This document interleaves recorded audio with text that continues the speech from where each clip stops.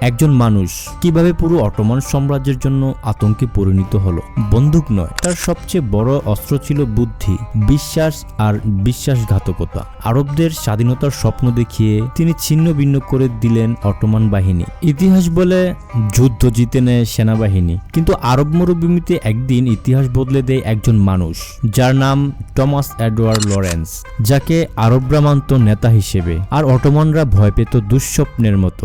এই ভিডিওতে আপনারা জানবেন আরব বিদ্রোহের এক নায়কের কথা, যার নাম লরেন্স অব অ্যারাবিয়া।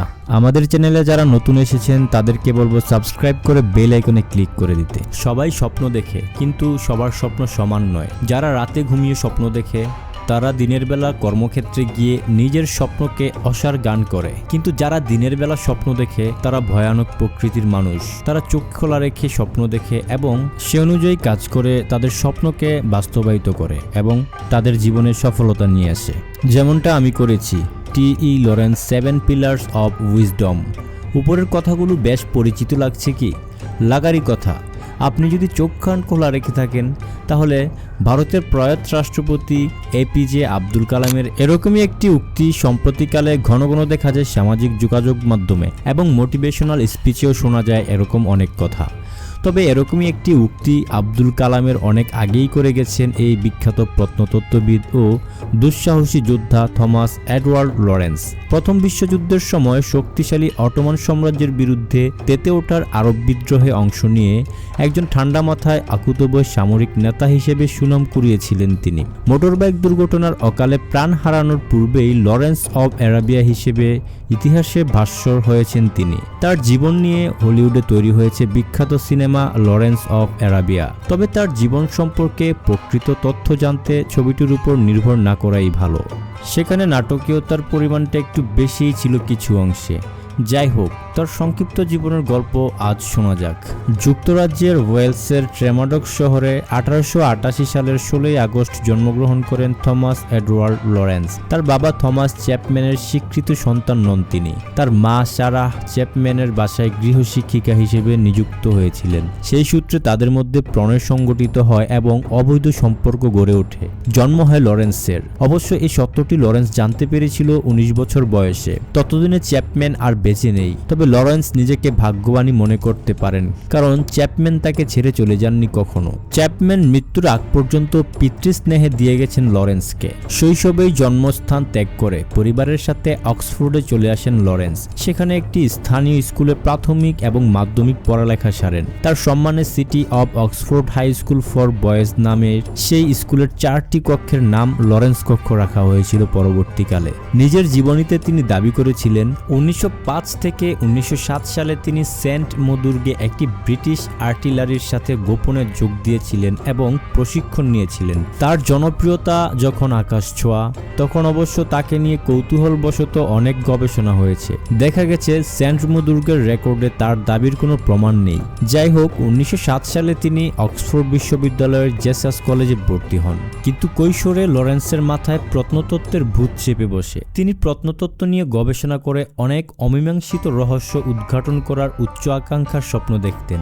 মধ্যযুগের নাইট সম্প্রদায়ের বীরত্বের ইতিহাস তাকে মুগ্ধ করত। তার এই আকর্ষণ তার ভ্রমণপিয়াসী মানসিকতার সাথেও দারুণভাবে মিলে যায়। অক্সফোর্ডে পড়াকালীন এর আশেপাশের প্রায় সকল চার্চে তিনি পদচিহ্ন রেখেছিলেন, সংগ্রহ করেছেন অনেক গুরুত্বপূর্ণ তথ্যাদি এবং পুরাকীর্তি। এ সময় তার সবচেয়ে কাছের বন্ধু বেসনকে নিয়ে এক সপ্তাহের জন্য বেরিয়ে পড়েছিলেন সাইকেলে চেপে। গ্রামে গ্রামে ছড়িয়ে ছিটিয়ে থাকা নাইট স্ট্যাম্পলগুলোর দুই বন্ধু গিয়ে সংগ্রহ করতেন মূল্যবান ধ্বংসাবশেষ এবং তথ্য উপাত্ত। 1909 সালে গ্রীষ্মে তৎকালীন অটোমান সাম্রাজ্যের অন্তর্গত সিরিয়ার ক্রুসেডার দুর্গগুলোতে ভ্রমণের নিমিত্তে পায়ে হেঁটে একাকী ভ্রমণ করেছিলেন 1000 মাইলের বেশি পথ। প্রত্নতত্ত্বের জন্য তার আকর্ষণ ছিল এতটাই প্রবল, প্রচণ্ড অধ্যবসায় আর আকর্ষণের জোরে ফার্স্ট ক্লাস নিয়ে স্নাতক পাশ করেন লরেন্স। মধ্যযুগীয় সাহিত্য পড়তে ভর্তি হন মাগদালিন কলেজে। কিন্তু তার মতো দুঃসাহসী মানুষের স্থান বিশ্ববিদ্যালয়ের প্রশান্ত পরিবেশে নয়। সর্বদা দুঃসাহসী সব অভিযানে পরিকল্পনা ঘুরত তার মাথায়। অপেক্ষা ছিল কেবল একটি সুযোগের। সে সুযোগ আসে 1910 সালের ডিসেম্বর মাসে। দ্বিতীয়বার ভাববার আর অবকাশ পাননি। সাথে সাথেই প্রাতিষ্ঠানিক শিক্ষা জীবনের ইতি ঘটিয়ে বৈরুতের উদ্দেশ্যে রওনা দেন। প্রত্নতত্ত্ব বিষয়ক গবেষণার প্রয়োজন হয় বলে শিখেছিলেন একাধিক ভাষা। অনর্গল বলে যেতে পারতেন ফরাসি, জার্মান, তুর্কি, গ্রিক আর ল্যাটিন ভাষা। বৈরুতে গিয়ে আরবি ভাষাটাও শিখে ফেলেন। এই সময়টা ছিল তার উত্থানের প্রস্তুতিকালের মতো। ভাষা শিক্ষার পাশাপাশি তিনি আরবদের শিল্প সাংস্কৃতিক নিয়ে বিস্তর গবেষণা এবং পড়ালেখা করতে লাগলেন। মধ্যপ্রাচ্যের অনেক দেশেই তৈরি হলো তার অসংখ্য বন্ধু। স্থানীয়দের সাথে সম্পূর্ণরূপে মিশে যেতে শুধু যে ভাষাই শিখেছিলেন তা নয়, নিজের পোশাক পরিচ্ছদ এনে দিয়েছিলেন আমূল পরিবর্তন। আরবদের ঢেঙে লম্বা জুব্বা আর মাথায় সুদৃশ্য উস্সিও একেবারে আরবদের মতোই তাকে দেখা যেত। 1914 সালে শুরু হয় প্রথম বিশ্বযুদ্ধ। ততদিনে মধ্যপ্রাচ্যের মানুষের জীবন জীবিকা, কৃষ্টি সংস্কৃতি আর দিগন্তজোড়া ধুধু মরুভূমির প্রেমে পড়ে গেছেন লরেন্স। প্রত্নতাত্ত্বিক কাজের খাতিরে পায়ে হেঁটে, ঘোড়া কিংবা উটের পিঠে চড়ে মধ্যপ্রাচ্যের অধিকাংশ মরুভূমি চষে বেড়ানো হয়েছে তার। এসব কাজ করতে গিয়ে তিনি তৈরি করেন একটি চমৎকার ম্যাপ, যা ঘটনাক্রমে একজন ব্রিটিশ জেনারেলের নজরে আসে। জেনারেল ভদ্রলোক দেখলেন যে তার হাতে থাকা ম্যাপের চেয়ে লরেন্সের ম্যাপ বহুগুণ নির্ভুল। তাছাড়া লরেন্সের ম্যাপ যুদ্ধের জন্য কিছু কৌশলগত স্থান, যেমন নেগেভ মরুভূমি চিহ্নিত করা ছিল সুস্পষ্টভাবে, যেগুলো কিনা অটোমান সাম্রাজ্যের ব্যবহারের সম্ভাবনা ছিল। ফলে লরেন্সের গ্রহণযোগ্যতা তৈরি হয় ব্রিটিশ সেনাবাহিনীতে। কায়রোতে তাকে নিয়োগ দেওয়া হয় গোয়েন্দা তথ্য সরবরাহের জন্য। মরুভূমিতে যুদ্ধ করে ঠিক সুবিধা করতে পারছিল না ব্রিটিশ বাহিনী, কিন্তু তাদের জন্য আশীর্বাদ হয়ে 1916 সালে আরব বিদ্রোহের সূত্রপাত ঘটে। আর সে বিদ্রোহীদের সাদরে গ্রহণ করে ব্রিটিশরা। ব্রিটিশ বাহিনী আরব ব্যুরো অফ ফরেন অফিসার থেকে লরেন্সকে ঠিক করা হয় বিদ্রোহীদের নেতৃত্ব দেওয়ার জন্য, কারণ লরেন্সের চেয়ে ভালোভাবে আরবদের সাথে মিশতে পারেনি কোনো ব্রিটিশ নাগরিকই। অন্যদিকে অটোমান সাম্রাজ্যের অত্যাচারী শাসনে অতিষ্ঠ আরবদের প্রতি লরেন্সের মনেও সহানুভূতিতা কাজ করত। তিনি তাই নির্দ্বিধায় মেনে নিলেন সে প্রস্তাব। আরব বিদ্রোহে বিদ্রোহীদের প্রধান নেতা ছিলেন মক্কার আমির ফয়সাল।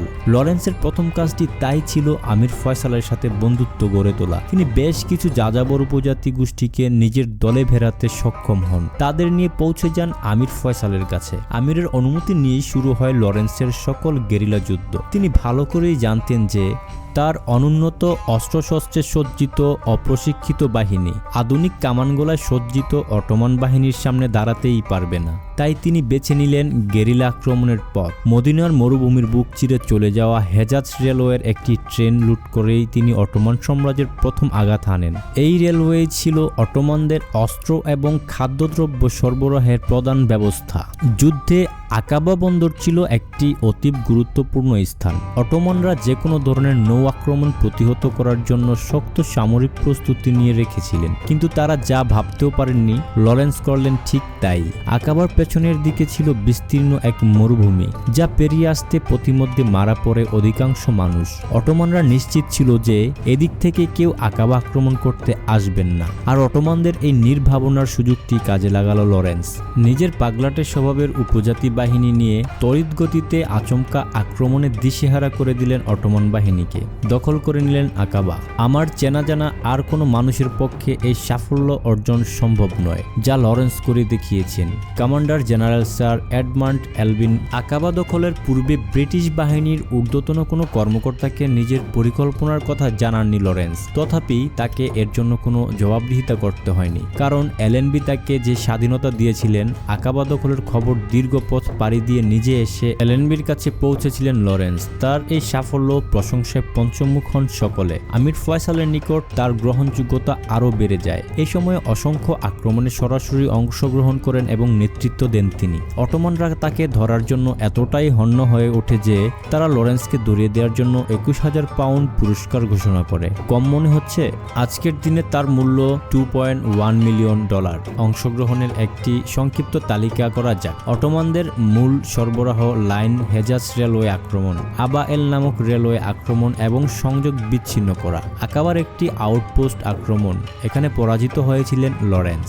লেবাননের রাস বালবেক শহরে একটি ব্রিজ উড়িয়ে দেয়া, মুদাওয়ারা শহরে আরও একটি রেলওয়ে আক্রমণ এবং একটি ট্রেন ধ্বংস করে দেওয়া, মৃত সাগরের দক্ষিণ পূর্বে তাহফিলের যুদ্ধ যেখানে একজন সাধারণ সৈনিক হিসেবে অংশগ্রহণ করেছিলেন, আকাবা আক্রমণ এবং দখল তা তার সবচেয়ে বড় সফলতা বলে গণ্য করা হয়, আম্মান এবং ডেরার সংযোগ রেলওয়ে ধ্বংস করা। 1918 সালে বিদ্রোহীরা এবং ব্রিটিশ বাহিনী সিরিয়ার দামেস্ক দখল করে নেয়। লরেন্স এই আক্রমণে বিদ্রোহীদের নেতৃত্বে ছিলেন। তিনি আমির ফয়সালকে প্রভিশনাল আরব সরকারের রাজা হতে সহায়তা করেন, কিন্তু ফয়সালের রাজত্বের মেয়াদ ছিল মাত্র 2 বছর। 1920 সালে ফরাসি বাহিনী আরবে ফয়সালের রাজত্বের অবসান ঘটিয়ে আরব অঞ্চলকে সামরিকভাবে দুভাগ করে।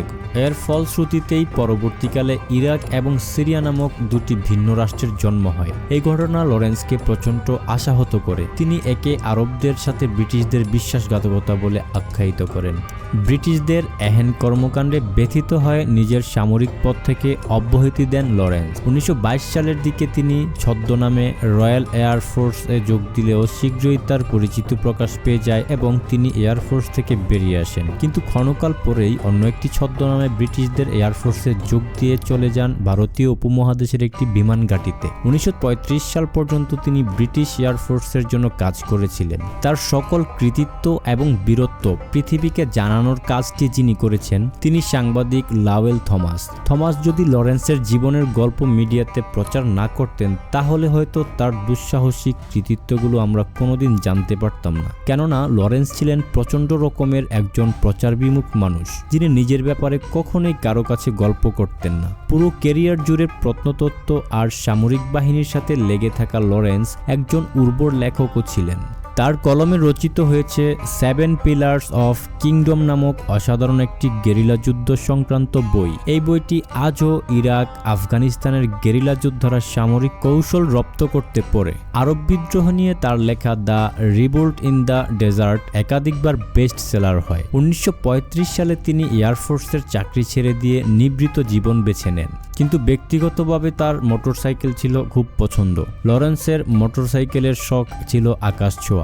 ব্রাফ সুপেরিয়র কোম্পানির 7টি উন্নত এবং তখনকার সাপেক্ষে অত্যাধুনিক মোটরবাইক ছিল তার। এই মোটরবাইক তার জীবন কেড়ে নেয়। 1935 সালের 13ই মে ইংল্যান্ডের নটিংহ্যামের ডোরসেট নামক গ্রামে দুর্ঘটনায় গুরুতর আহত হন লরেন্স। 6 দিন হাসপাতালে থাকার পর 19 মে শেষ নিঃশ্বাস ত্যাগ করেন তিনি। মৃত্যুকালে তার বয়স ছিল মাত্র 46 বছর।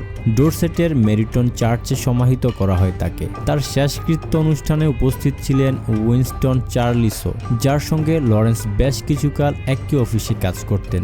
জীবিত অবস্থায় যিনি মানুষের জন্য কাজ করে গেছেন, মৃত্যুর পরও তার দ্বারা মানুষ উপকৃত হয়েছে। তার মৃত্যুতে গভীরভাবে শোকাহত হয়। নিউরোসার্জন হিউ ক্রেন্স মোটরসাইকেল দুর্ঘটনায় মৃত্যুর কারণগুলো নিয়ে গবেষণা করেন এবং ক্র্যাশ হেলমেট তৈরি করেন, যা শত শত বাইকারের জীবন রক্ষা করেছে। তার সম্পর্কে ব্রিটিশ প্রধানমন্ত্রী উইনস্টন চার্চিলের একটি উক্তি দিয়ে শেষ করব। আমি তাকে আমাদের সময়ের একজন শ্রেষ্ঠ মানুষ বলে মনে করি। আমরা তার মতো কাউকে আর কোনোদিন খুঁজে পাব না। তার নাম ইতিহাসে জ্বলজ্বল করবে। প্রতিটি যুদ্ধে তাকে স্মরণ করা হবে। আরব আখ্যানের সাথে মিশে যাবে চিরতরে। লরেন্স অফ আরাবিয়াকে নিয়ে আজকের মতো এইটুকুই জানলাম। পরবর্তীতে আবার নতুন কোনো ভিডিও নিয়ে আপনাদের মাঝে হাজির হব। আমাদের চ্যানেলে নতুন হয়ে থাকলে অবশ্যই সাবস্ক্রাইব করে আমাদের পাশে থাকবেন।